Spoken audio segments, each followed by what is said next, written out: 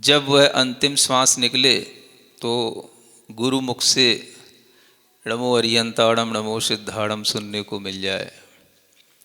ये सब कुछ कल संभव हो सका, है ना।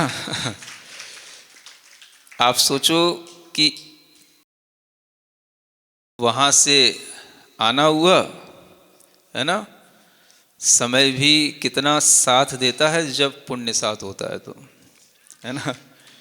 एक दिन चूक जाते तो सब चूक जाते। और सुबह के संबोधन में वह एक तरह से सब कुछ त्याग हो गया, सब कुछ, है ना। चारों प्रकार के आहार का उपवास के साथ ये सब हो गया।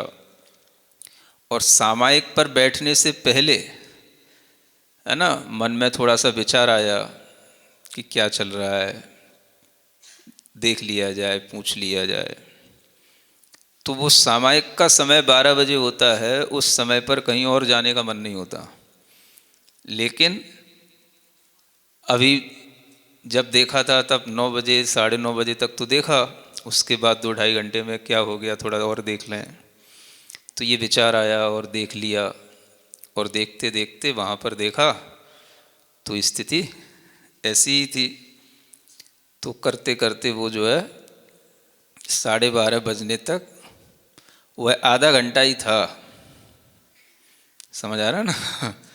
अगर मान लो यूँ विचार आ जाता अब सामायिक के बाद देखेंगे तो फिर कुछ नहीं देखना होता, है ना, वो हो चुका होता है।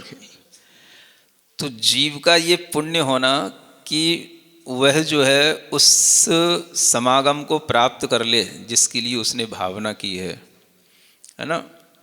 तो पूरे संघ का मन बन गया और सब लोग वहाँ पहुँच गए। और कितनी अच्छी बात हम कहें कि मतलब हम नमोकार मंत्र पढ़ते जा रहे हैं और वो बैठी है और उसकी श्वासें जो है धीरे धीरे धीरे धीरे, है ना, ऊपर होते होते गले से, हाँ, देखते ही देखते समाप्त होती जा रही है ना। तो नमोकार मंत्र सुनते सुनते इस तरह से अंतिम श्वास निकलना, ये बहुत ही पुण्यवान जीवों की साधना और बहुत ही पुण्य अर्जित के फल से संभव होता है। और इसमें मुख्य कारण होता है जिनके सानिध्य में हम संलेखना ले रहे हैं उनके प्रति समर्पण का भाव होना।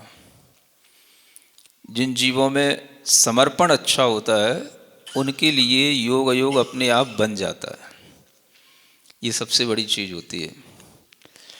तो ये ऐसी ही प्रक्रिया है जैसे कोई डॉक्टर के हाथ में आप अपने आप को छोड़ देते हो ना।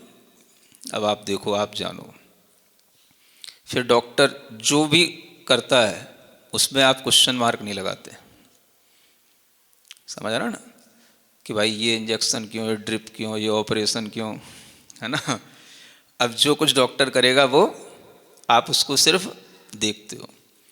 उसी तरह से ये प्रक्रिया तभी संपादित होती है जब घर के लोग कोई हस्तक्षेप न करें बल्कि उसके सहायक बने, सहयोगी बने, और अधिक ये कहें कि हाँ आप जो कहें हम उसके लिए इनको और समझाएंगे और मन बनाएंगे, या वही करेंगे जो आप कहेंगे।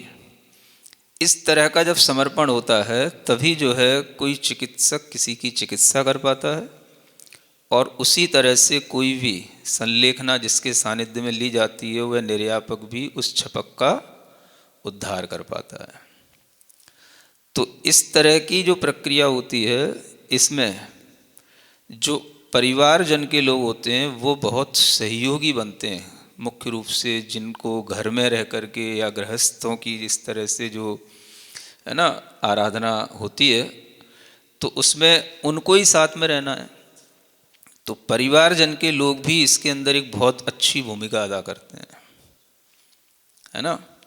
तो घर में जो भी लोग थे, सुशील की पत्नी भी थी, उनकी बहन भी थी, है ना, और भी उनके परिवारजन थे, मदर भी थी। मैं तो कई लोगों को जानता भी नहीं हूँ, हाँ, तो इस तरह से सबका मन एक जैसा है ना। कोई को यूं ना लगे कि महाराज आपने पानी का त्याग, आपने 10 प्रतिमाएं क्यों दे दी, आपने 3 प्रकार का आहार क्यों त्याग करा दिया, आप इनको उपवास क्यों करा रहे हैं, आप इनके लिए क्यों, है ना, केवल पानी पर महीनों से गुजार रहे हैं। ये सब प्रश्न नहीं तो होता है काम।